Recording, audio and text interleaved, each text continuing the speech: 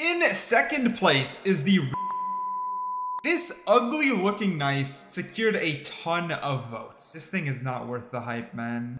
So I have a Discord, it has 75,000 Valorant players, so I dropped a link with every single knife skin in the game to see what the masses vote for, and here are the worst to best knives in the game.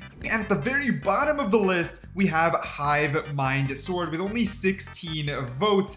This poor ugly sword belongs exactly where it should be. At 63rd though, we have the Striker Knife, and this thing is butt ugly. Number 62 is the Genesis Arc with only 18 votes, and no cap, this thing's pretty ugly, but I think there are worse knives than this. 61 is Song Steel Sword. This one I think is pretty clean for just a sword. I love the aesthetic of this one, so I'm in the minority, but as a Battle Pass skin, I personally did like it. Next is the Kingdom Knife with 19 votes, and yikes, this one was ugly even as a first Battle Pass skin. However, it has nostalgic value, and I think that's where all the votes come from. The Outpost Melee was a huge disappointment as it came right after the Ruined Dagger. Believe it or not, it was the Battle Pass right after that, so a lot of us had a huge amount of disappointment. I am surprised anyone voted for this. Titan Mail Ace is very low on the list, and it's absolutely hilarious because it's a paid skin that I actually thought had some potential. I think if they just spiced it up a tiny bit, this thing would have skyrocketed in the poll. After that is the Nebula Knife, and this is always the funniest shit to me because the Nebula skin line, when it first dropped, people did like. They're like, oh, this is a pretty cool effect, you know, this 3D effect. And then Riot spammed it until everyone freaking hated the idea of anything that's 3D effect inside the gun, and now we haven't gotten one in forever. The Lux Knife always gets pretty low on the list, and I think it's for some good reason. I do think it has like a cool concept. Like, imagine if the knife blade actually came out from the base and it had some animation to it. I think that would be pretty pog. Just saying. Next is Obsidiana, and I kind of thought it was okay as this Battle Pass's knife, just because it has some Majora Masks vibes. I think there are worse Battle Pass skins, so I don't fully agree in its spot, but in the end, no effects means ugly. That's the Valorant way. Spline Dagger is next, and at the time, I remember the cool little pull-out animation kind of gave it its sales. It was clean, it kind of had a cool animation, but as Riot kind of kept stepping up its game with new skins, this fell in popularity pretty fast. And the Undercity Melee absolutely looks way worse than the other two. You guys got it all backwards. After that, there's the Snowfall Wand, which also looks bleh, bleh, bleh. Then the Ego Knife, which in my opinion should be at the very bottom. No idea why anyone voted for this. Then there's the Blade of Circuit, or Sergat, or I don't really know how to say it, but I think it's okay. I mean, it is unique in the dual wielding, but Riot kind of keeps messing up. We're waiting for a really good dual wield skin, and they've just dropped the ball. Like, .sys melee, you know, I mean, if you do like a .exe/.sys melee, or melee, sorry, inventory, that could be pretty cool. Prosperity, you know, the sword and knife combo, this is again what I'm saying. We need some good dual wield. This was the first one they dropped, so I was okay with it, but then they since haven't really given us a nice dual weapon at all, so get on that, please get on that. Then there's the Singularity Knife. I'm okay with this knife, maybe because I spent money on it, so I'm just trying to wash away my tears with cash as I burned it, but I think it's okay. I don't think it's a terrible knife. I wish there was animations though. Then there's the Magepunk Electro Blade. This does not deserve to be this low. It has a clean little pullout. Like, in my opinion, the Magepunk theme is unique, and for some reason most of you put the K-Tac blade above it, but maybe that's just because the K-Tac blade was decent value for the money. But then after that is the Hue Else Blade, which is above the K-Tac, and I don't understand why. They're both swords, both no animations, but one cost way more money, so y'all are weird with it. Prism 3 Axe came decently above. It had nice colors, and again, Battle Pass knife, so it gets a little bit of a pass. Blast Axe Knife being exactly where it belongs, near the bottom at the trash. And then after that, the Magepunk Shot Gauntlet, in my opinion, a very unique melee that people are sleeping on. However, if they made that one dual wield, if you dual wielded Shock Gauntlets, that would be sick. Next is the Candy Cane. Some of y'all are dedicated fans to the Candy Cane, and to that I say cringe.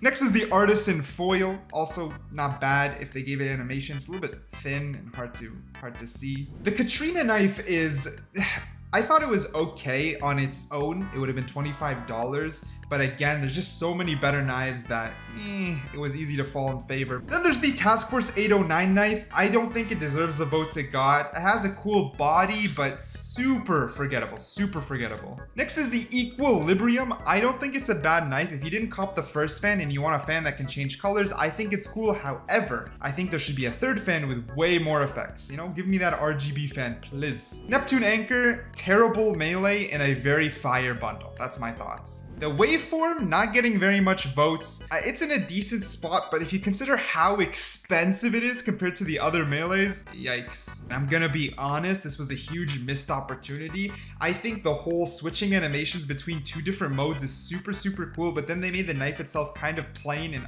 kind of forgettable in my opinion. Next we got the Ion Energy. Like, it's okay that it was held like a gauntlet, but if they just made it look cooler, not like a Dyson vacuum cleaner, I would appreciate it. The Forsaken Ritual Blade, in my opinion, is clean. That's all I'm gonna say. Relic of the Sentinel. This thing, in my opinion, just had a weird animation. Next is the Radiant Baseball Bat, and the fact this is above the Relic of Sentinel is a shame. Shame on you guys, shame. Then there's the Prime Axe. This is not an amazing looking melee, but since it was the first premium one that came out, I mean, it's just a gold axe. Maybe there's some sort of symbol about it being the first premium melee to come to Valorant, and it just being a gold axe that shines. Next is the Blade of Chaos, and I'm probably gonna get flamed, which is fine. I just don't see it in my games. Terminus Quo, in my opinion, is really nice. I think people just don't like the crescent style blades too much. I do. I didn't cop it yet. I don't know if I will, but I think it's cool, especially because you get to play around with a ball.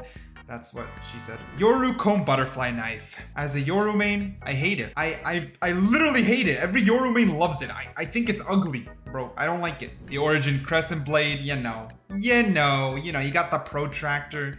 I love it. It's an old joke. And until today, I always stood by the Origin Crest Blade, and I still will. I love that. Next, we have the Velocity Karambit, and I think this gets its vote for its value. It was a Karambit within the Battle Pass. I don't like how it looks. I still stand by that, but for the value, it was good. After that is the Glitch Pop Axe. I think it's just, it looks like a wooden pickaxe from Minecraft, like it's gonna break on every swing. I think they should have made this thing look beefier, but that's just my opinion. Next is the Valorant Go Volume 1 knife, and it is hilarious because most people hate the Valorant Go collection, me included, but the knife with that unique animation was so cool that it drove up the votes. Next is the Elder Flame Dagger. This tiny little dragon tooth is not worth the hype nor the money, period. Gaia's Wrath, which is funny because I just made fun of Elder Flame. People are gonna make fun of me now because Gaia's Wrath is simple in the sense of it's just an axe, but for some reason aesthetically, with the lights, the leaves, and the way it looks, it really speaks to me. It's actually one of my favorite melees, even though not much is going on. Above it is the Blade of the Ruined King. I think it did better than the Chaos in terms of the sword, maybe because, I mean, it's like a claymore, it fits, it looks really cool, I rate it. Above that is actually the Recon Butterfly Knife, or the Recon Balisong. I think it's cool, but the Smite Knife actually beat it. Because you guys are trolls. You guys are actual trolls. After that is the Oni Claw, which is genuinely worse than the Smite Knife. I don't care what anyone says. After that is the Glitch Pop Dagger, which used to be our number 1 or number 2 or number 3 quite often, alongside the Reaver Knife, which is now above it, and their votes fall quite short compared to everything else. Actually, the Sovereign Sword is above both of them now, which is kind of surprising, but till now, if you just want a sword, you just want something simple, clean, a nice looking sword. After that is the Ruined Dagger. This one is a classic. It's clean, black and gold, such a nice color scheme. After that is the Prime Karambit. Y'all on crack. That thing sucks. Move on. After that is the Celestial Fan. It was unique. It used to get more votes because of how unique it was. After that is the Champion's Butterfly Knife. I think this is looking good. I think it always looked good. For it to look really good, you gotta pop off, and we all suck, so that's probably why the votes held it back. Ton of irons here. Now we hit the top 5. In the 5th place is the Champion Karambit. I rate it. I think that is true. It is a fantastic Karambit, and you do not have to pop off for it to look clean. Then there's the RGX 11Z Pro Butterfly Knife.